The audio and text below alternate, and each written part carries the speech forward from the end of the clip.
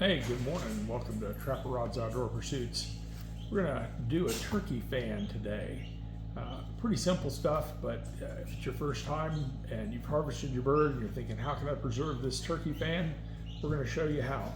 What you're gonna need is some borax, or you can also use some uniodized salt. I don't know why the iodine makes a difference, but they always say uniodized salt. So you've got your turkey fan removed.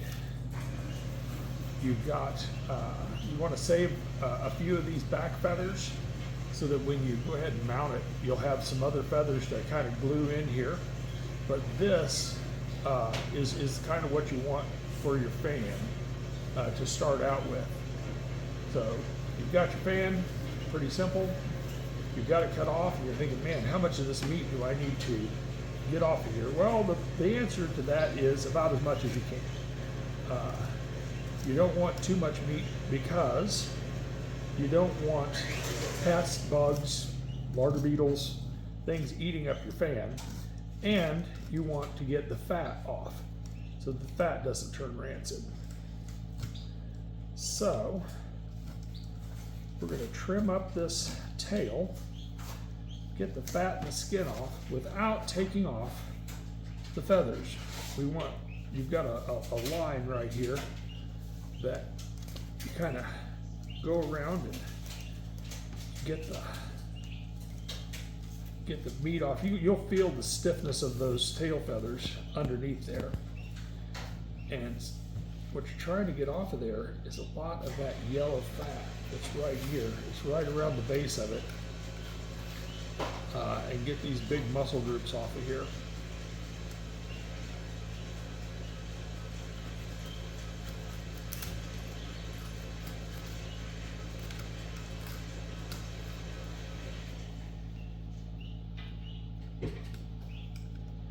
Now, I don't know if it's completely necessary to get all of this off there. I've dried them just straight cut off of the turkey.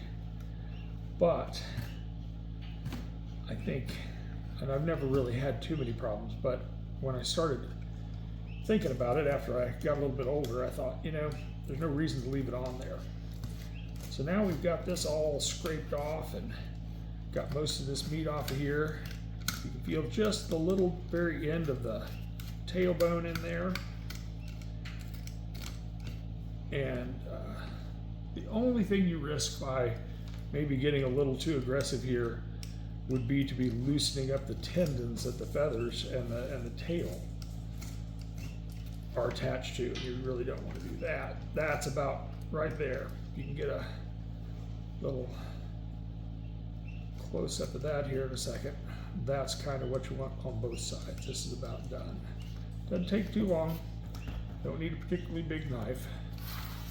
You're going to want it to be nice and exposed.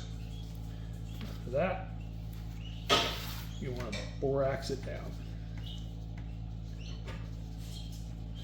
Now once you remove all that meat and that stuff, your fan's going to be just a little more flaccid, a little more floppy than you would probably want it to be.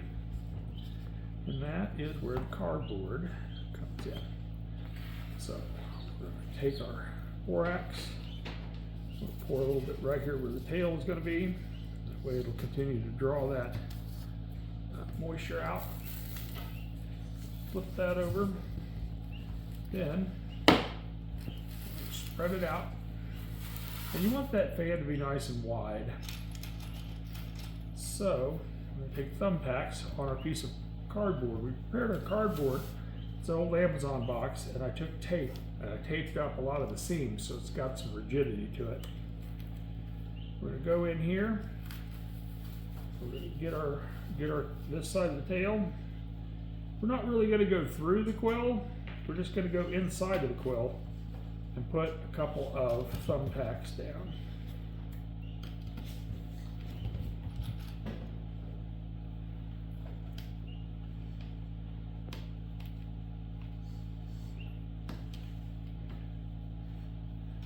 And we're going to do the same thing on the other side.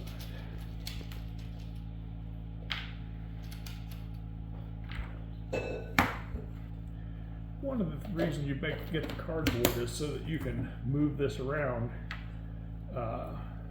and get it put. You can have room to work, but put it someplace where pets and you got good airflow. If you need to move it, so you're gonna put this somewhere where it'll dry really nice. So kind of lift that up and get a nice big spread on there. You do the same thing to this side. A couple thumbtacks in there. Right up underneath the feathers.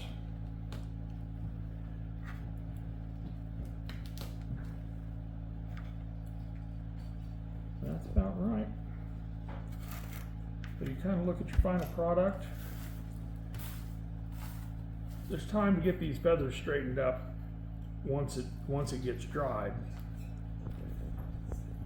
And then you can take another a book, anything like that, put it right there and just kind of hold it down. And then in a week or two or three, this will be dry and the fan will be spread out. You can get these feathers all preened back out and you'll have your turkey fan ready to mount. Save some of the feathers off the back of the carcass that come from right here, or you can also skin that out a little further and borax it. But you're gonna want some feathers for here so that you can glue these in place and kind of cover this piece. There's other things you can do. You can get a little piece of wood and mount it there and cover that gnarly looking end right there. So that's it.